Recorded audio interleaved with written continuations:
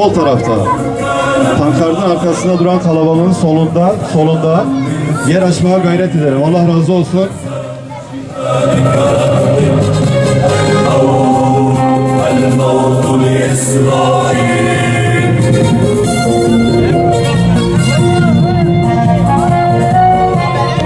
Evet, meşaleler tutuşu, telefonlarımızın flaşlarını da açalım. Alana gelen kardeşlerimiz var. Kalabalığımız daha gür olacaktır inşallah. Telefonlarımızın flaşını açalım. Güzel bir görüntüyle yeni gelecek kardeşlerimizi karşılayalım.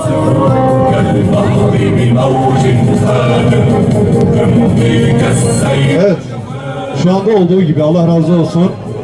Anlayışınız için teşekkürler. Biraz daha geri gidelim. Bayan kardeşlerimiz geri planda kalmasınlar.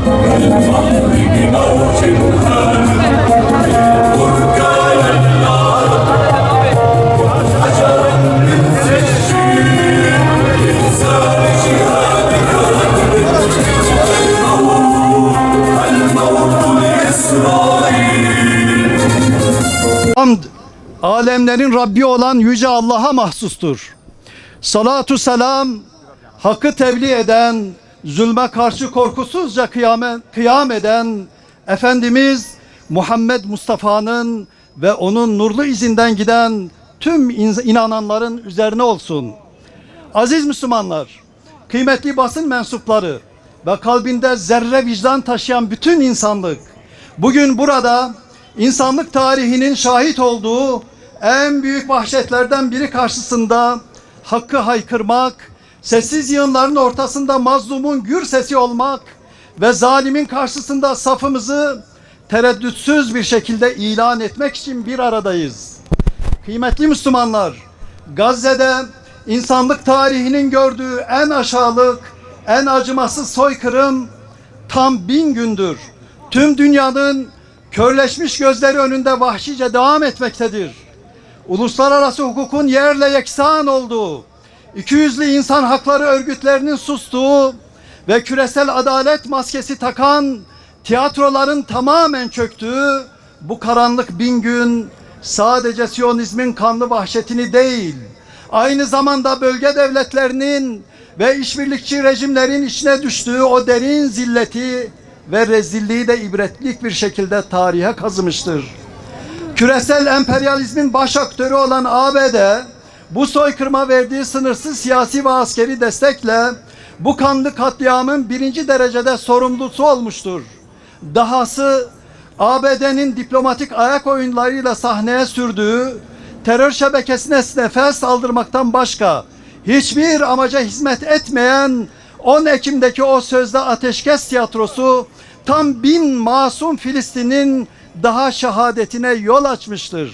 Katil ABD Filistin'den defol! Katil ABD Filistin'den defol! Şu tarafa al. Tamam. O taraftan al. Filistin'den defol! Buradan o anlaşmanın altına imza atan devletlere açıkça soruyoruz. İşgalci katil sürülerinin 1000 canı vahşice katletmesi sözde ateşkesi bozmuyorsa, İzzetli direnişçilerden birinin kendi vatanını korumak için tek bir işgalciyi hedef alması mı bu anlaşmayı bozacaktır? Muhtemel bir misillemede o masada imza atan garantör devletler çıkıp da mazlum Gazze'lilere sahip çıkabilecek midir? Her anlaşmaya ihanet eden, ateşkesi sadece daha az saldırı olarak uygulayan bu gözü dönmüş Siyonist çete, Gazze'yi sadece gökten yağan bombalarla vurmuyor. Açlığı ve susuzluğu da barbarca birer kitle imha silahı olarak kullanıyor. Ve Gazze'yi adeta açık bir hava mezarlığına dönüştürüyor. Garantörler susuyor, Gazze ölüyor. Garantörler susuyor, Gazze ölüyor. Garantörler susuyor, Gazze ölüyor. Kıymetli Müslümanlar, bugün Gazze'de 2 milyondan fazla Müslüman bırakın yemeği, en temel ihtiyaç olan temiz suya dahi erişememektedir. Bölgeye ilaç, tıbbi malzeme ve bir lokma yiyeceğin girişi tamamen engellenmektedir.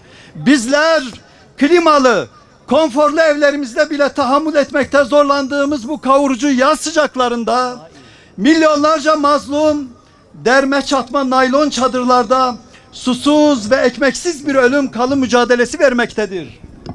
Gözü dönmüş Siyonist caniler bununla da yetinmemekte. Müslümanların sığındığı o derme çatma bez parçalarını bombalarla, füzelerle vurmakta ve kundaktaki bebeleri diri diri yakarak katletmektedir. Bu ümmetin yüz akı olan o kahramanlar kanlarını ve canlarını Müslümanların izzet ve şerefi uğruna gözlerini kırpmadan feda etmişlerdir. Muhammed Dayf'tan Yahya Sinvar'a, şehadet şerbetini içen İsmail Heniye'den Ebu Ubeyde'ye kadar bu hak davanın sarsılmaz liderleri ve neferleri koskocaman bir ümmetin 2 milyar Müslümanının haysiyetini adeta tek başlarına omuzlamış ve savunmuşlardır. Gazze'nin izzeti diriltiyor ümmeti. Gazze'nin izzeti diriltiyor ümmeti. Gazze'nin izzeti diriltiyor ümmeti. Susma, haykır, soykırıma hayır. Susma, haykır, soykırıma hayır. Susma, haykır, soykırıma hayır.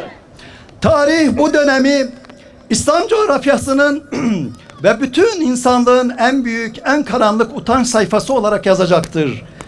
Ne yazık ki 2 milyar nüfusa sahip koca İslam alemi topu 7 milyonluk bir terör şebekesini durdurmakta maalesef aciz kalmıştır. İşte bu sessizlikten cesaret alan Siyonist katiller işgali Lübnan'a ve Suriye'ye yaymış, Yemen'e ve İran'a yönelik pervasız saldırılarla tüm bölgeyi topyekün bir savaşın içine sürüklemişlerdir. Bölge ülkeleri Siyonistleri durdurmak istedik ama ABD korkusundan durduramadık gibi ucuz bahanelerin arkasına artık sığınamazlar. ABD'yi durdurmanın tek yolu onu beslediğiniz damarı kesmektir.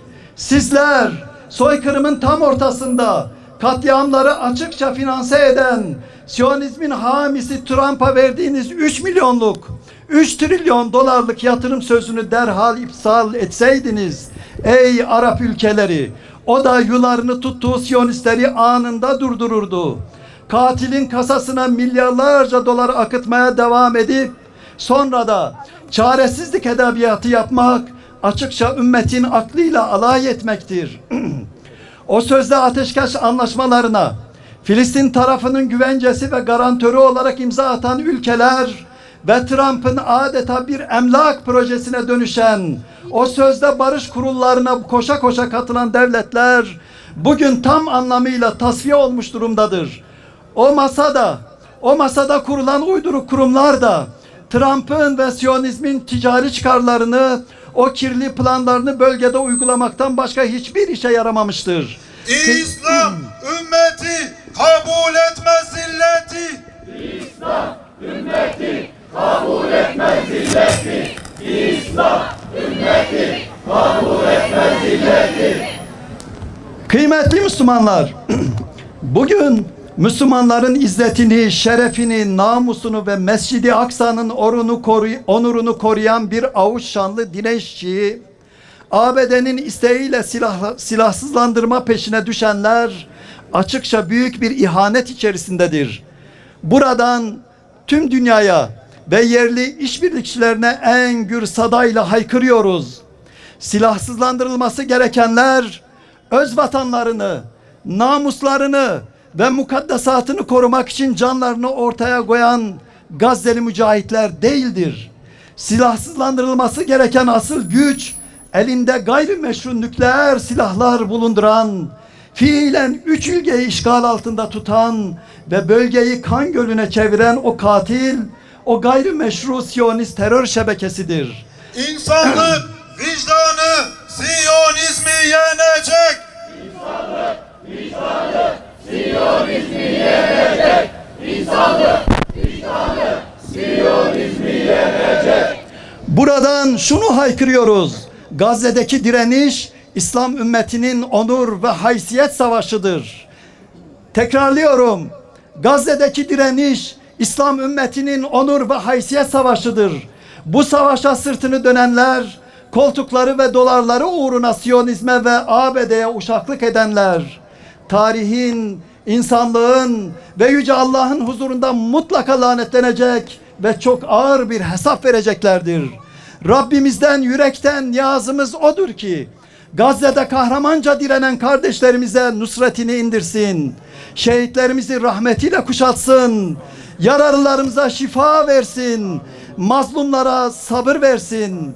Ve bu acı günleri ümmete yeniden vahdet, izzet ve büyük bir diriliş vesilesi kılsın.